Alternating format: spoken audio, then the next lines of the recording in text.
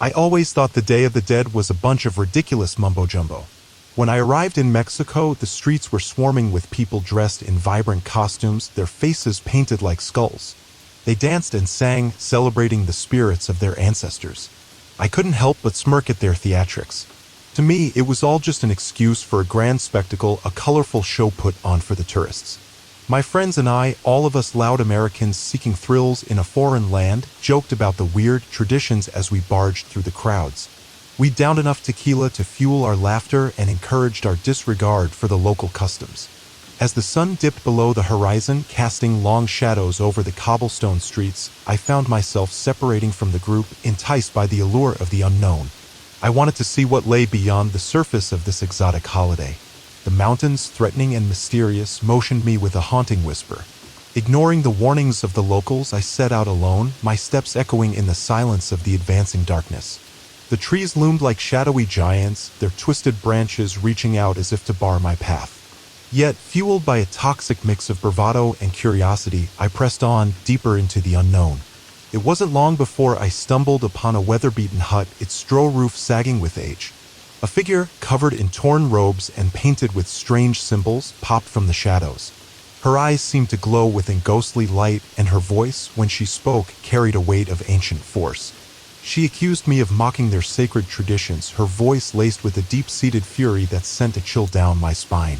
But I just laughed in her face, taunting her for her witchy ways and challenging her to prove her powers. The earth shook beneath me, and before I knew it, dark hands emerged from the ground, dragging me down into the depths of the mountain. The darkness enveloped me, suffocating and thick, with a sense of dread that gnawed at my sanity. It was then that the true horror began. The witch, a vengeful force steeped in the ancient traditions I had so carelessly ridiculed, seemed to put together what appeared Latin-spoken spells that transcended the limits of physical torment. Days blurred into weeks, and I lost all sense of time as the witch twisted my reality, forcing me to relive my mockery and disrespect 1,000-fold. The pain was unbearable, a never-ending assault on my senses that left me begging to be spared for a glimpse of light in the impenetrable darkness. I screamed until my voice grew tired, until the sound was swallowed by the unforgiving embrace of the mountain. There was no escape, no break from the ceaseless agony. My mind became a fractured maze, haunted by phantoms of regret and remorse, by the faces of those I had dismissed and ridiculed. I had become a prisoner of my own arrogance, trapped in a nightmare of my own making. I survived, or at least I think I did. It's hard to tell sometimes.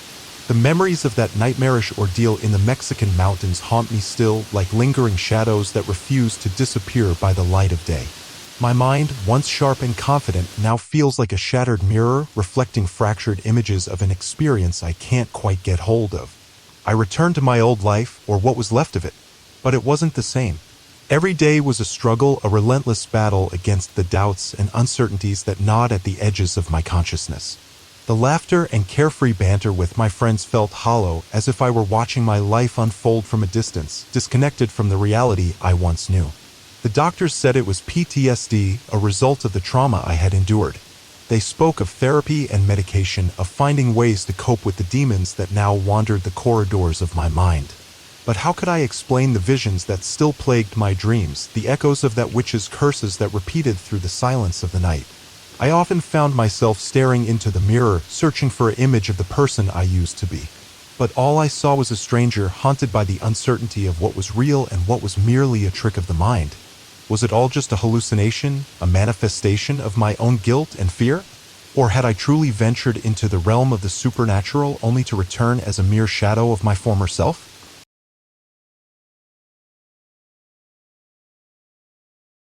My name is John, and this is my story of my encounter with a ghost in Mexico. As an American tourist with a thirst for curiosity for different cultures, embarked on a journey to Mexico to experience the enigmatic and mesmerizing Day of the Dead celebrations. It was a festival that had always fascinated me, filled with vibrant traditions, colorful offerings, and a profound connection to the afterlife. I arrived in Mexico with the anticipation of jumping myself in the unique and captivating experience that this annual celebration had to offer. As the Day of the Dead approached, I found myself in an old-fashioned, remote town rooted deep in the heart of Mexico. The town had an air of mystique with cobblestone streets, centuries-old adobe houses, and a peaceful ambience that differed sharply with the bustling tourist hotspots. This was precisely what I had been searching for, an authentic and untouched experience of the Day of the Dead. The Day of the Dead, or Dia de los Muertos, is a holiday when families come together to honor and celebrate the lives of their deceased loved ones. The town's cemetery was the epicenter of the festivities, transformed into a magical realm adorned with marigold flowers, lit candles, and the intoxicating scent of copal incense. It was as if the layer between the living and the dead had thinned, creating an otherworldly atmosphere that was both ghostly and engaging. Amidst this enchantment, I first caught sight of her.